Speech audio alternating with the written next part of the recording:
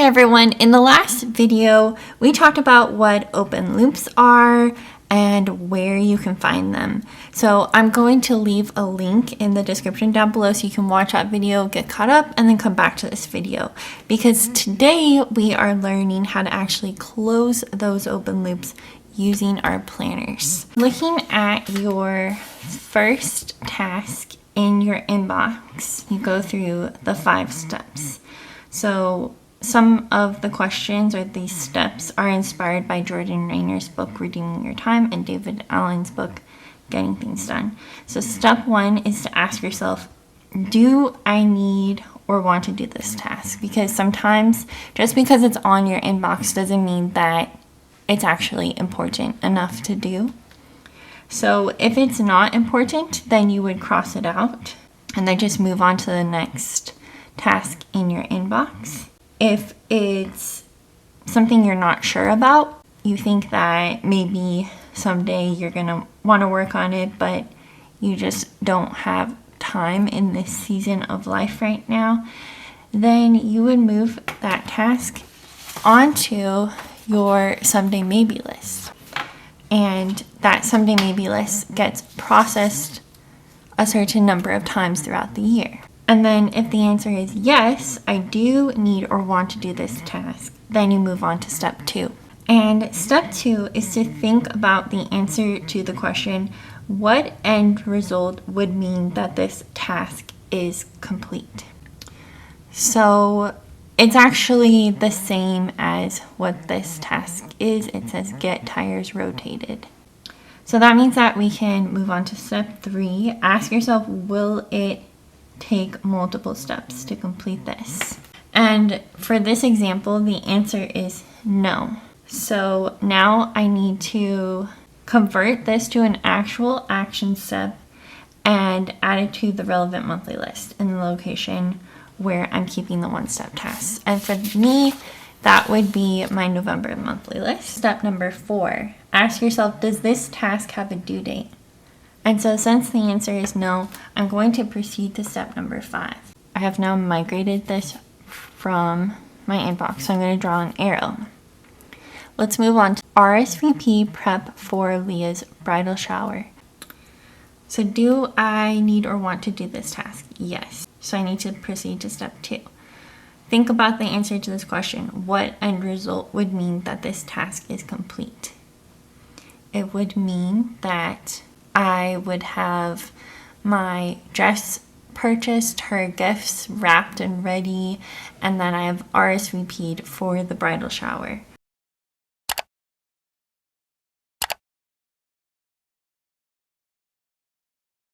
So before I write any tasks down, I'm going to start by making some columns. So I'm going to write a D and a P and then a check mark. And to try to maximize the space, I'm going to do that again here. At the top of the page, I'm going to write out what is the desired end result. So that would be fully prepared for Leah's bridal shower. So because we said that this task takes multiple steps to complete, we're creating a multiple step task list on the relevant monthly list, which is November. The next step is to fill in the next action step. So you ask yourself, what is the next action that I need to take in order to get to this desired outcome of being fully prepared for the bridal shower? So I'm going to kind of brain dump that, but make sure that I include verbs to make it actually actionable. So one of the things I need to do is buy card and gifts, wrap gifts and sign card, add date, time, location to planner. I also need to buy a new dress because we're supposed to wear traditional Indian wear to this, and I need to RSVP. So the next step is, does this task have a due date? So I decided I'm writing down the date of the bridal shower here just as a reference for these tasks. And I'm going to work my way backwards from this. So the thing that can be done last is probably adding the date, time, and location to planner. It's not the end of the world if that isn't done until November 15th. And the same applies to wrapping the gifts and signing the card. That can wait. However, the purchasing the cards and gifts, buying the dress and the purse, I'm buying all these things online, and sometimes it takes a really long time for things to come in. So I want to make sure that I do all of these by November 2nd. And then finally, I need to RSVP.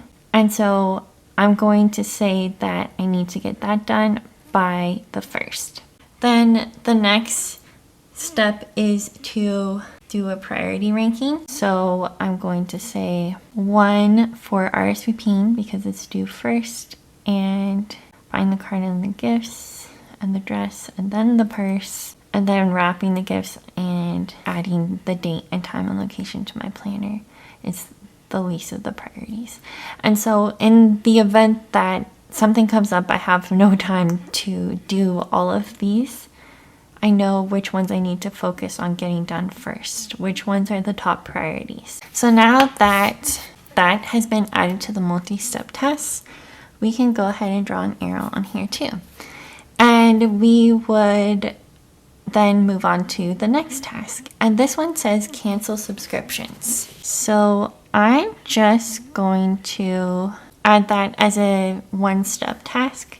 In that task, I was referring to my Audible subscription, and I really should have specified that, but that's kind of why we have capturing it in the inbox and then converting it into an actionable step as separate steps, because sometimes when we're writing something down, we're not being specific enough to explain exactly what needs to be done to complete that task. So I'm writing cancel Audible subscription, and once again, I don't technically have a due date for this, so I'm not going to write when it's due. I'm just going to leave this as an unscheduled task.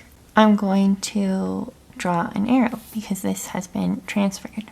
Prep game for Thanksgiving. Do I need or want to do this task? Yes. What end result would mean that this task is complete? I would have the game buttons ready to go in my car to transport to my parents' house, and I would have the trivia questions prepared. Step 3, ask yourself, will it take multiple steps to complete this? Yes, it will. So now I'm going to need to create a multi-step task list on the relevant monthly list. So Thanksgiving is in November, so I would need to add that to the November monthly list.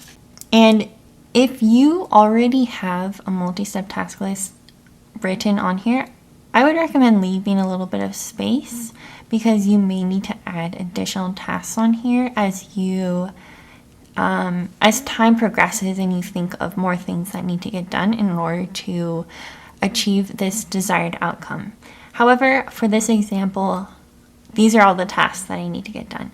So I'm going to start my next list here. This needs to get done by November 27th. So I have prep trivia questions and pack the game buttons in the car. Okay, so now we can move on to step 4. We say, does this task have a due date? Yes, the due date is November 27th. And then I need to assign due dates to each task. I need to prep the trivia questions. That's going to take a little bit more time. So I want to get those done, I think, the weekend before. So I'm going to say that the deadline is the 22nd, even though the due date is on the 25th. For step number 5, the priority is actually to pack the game buttons in the car, because technically if I completely run out of time to prep the trivia questions, I could technically do that while I'm at my parents' house. We're just going to skip ahead a little bit and do, as our last example, address envelopes for Christmas cards. I kind of put an action step here, but I really should have written mail Christmas cards because that is the desired outcome. And I usually like to get those done the day after Thanksgiving. Okay, so the due date for this is November 28th. One of the things I need to do is bring cards to post office I need to confirm addresses, make sure nobody moved. I am out of stamps, so I need to buy more. And then I need to address envelopes. So I wrote down November 28th for bring cards to the post office because that's the day I would like to do that. I don't want to do that before Thanksgiving. Confirm addresses. That is actually one of the first steps that has to be completed. So I want to do that by November 15th. I want to buy stamps. I'm going to say that those are due by the 22nd. And then addressing the envelopes. I usually like to do that the night before Thanksgiving. So I'm going to say November 26th. And then let's go over priorities. I need to confirm the addresses, then buy the stamps, then address the envelopes, and then bring cards to the post office in that order. I have this under the monthly list tab. So I decided to put this on the back of this sheet so that I can reference this list all at the same time. If I need more space, then I would go ahead and add in an additional page or 2 or 3 additional pages depending on how many multi-step tasks that I end up having. And then I would continue to just write those single tasks here.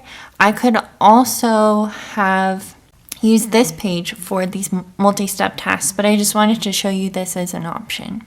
And another option would just be to have 2 of these lined pages or dot grid or blank pages, whatever pages you're using as your inserts, side by side.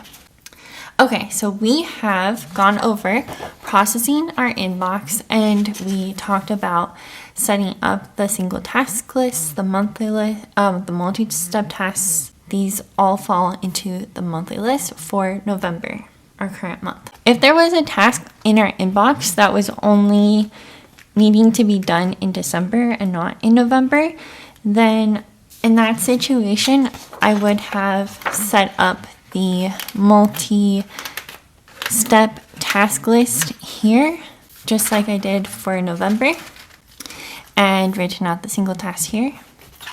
But for this example, everything fell into November. So in order to complete these tasks and know what days to work on them, you will actually have to plan them into your planner. And so to do that, you may want to consider doing a weekly, monthly, and annual review. The weekly review is completed once a week, the monthly review is completed once a month, and the annual review is completed once a year.